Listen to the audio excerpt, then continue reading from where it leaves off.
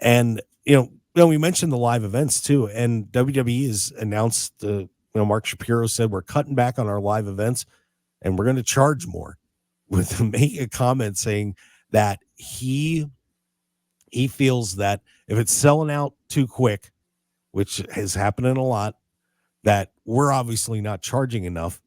And, they want to drop the number back. I guess they feel like maybe they're losing money on these things a little bit. I know Eric Bischoff had chimed in and said, live events are, the live shows like that are not profitable. They're very hard to turn money.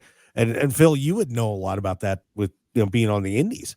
It's on obviously on a much smaller scale, but it's not easy to make money with just a regular card of wrestling. It's a trick.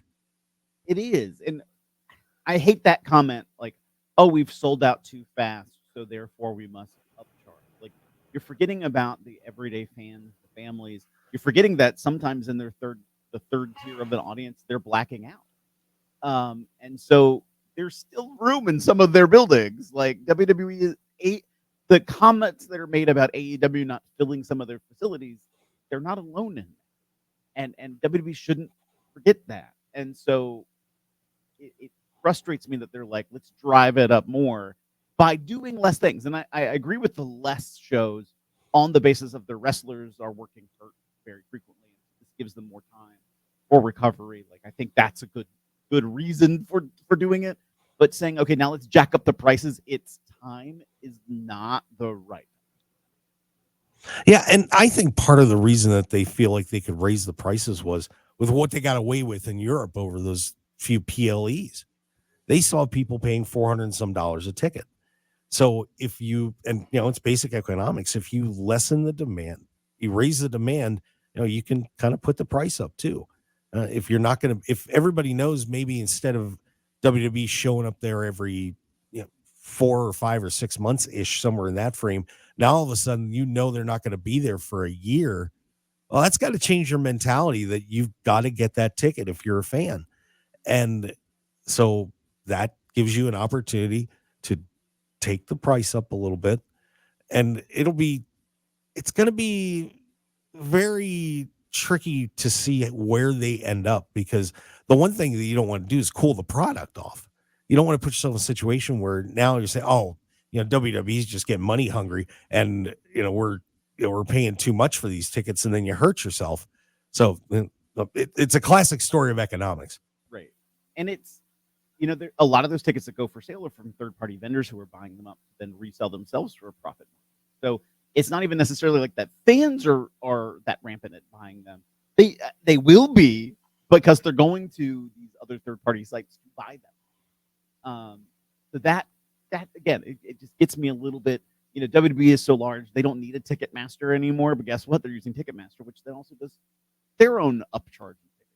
So it's a little unnerving and frustrating to hear that that's the only way they can see at a time they're going to go less. And I hate to tell everybody this, but probably now that they're going to move to Netflix, they are going to cut more people from the roster, since we're going to lose an hour of television, so we don't need as many talent. I feel like that I can hear it already in my brain, the corporate mechanism that's spinning that WWE is going to do. And you know what? For fiscal reasons, I think that's a smart business thing to do. I don't think it's fair to the wrestlers who are committed and who are doing the good work. Financially, I can understand it. Raising prices, though, at the same time of doing all of that doesn't quite as much. Yeah. So we'll see how that turns out. But that is, that's an interesting play by WWE and TKO to try and see if they're not in the right groove. But that's the story of every business out there. You try and find the point where you don't go over the curve of overpricing and hurting yourself out. So interesting stuff coming out of WWE. Hi, pro wrestling fans. Mark Hoke here. I'd really appreciate it if you would take a moment to join the Mark Hoke Show family, and please click on the subscribe button below. Also, please stick around and check out the incredible sponsor of this video. Thanks for joining us, and we'll see you again on the Mark Hoke Show YouTube channel.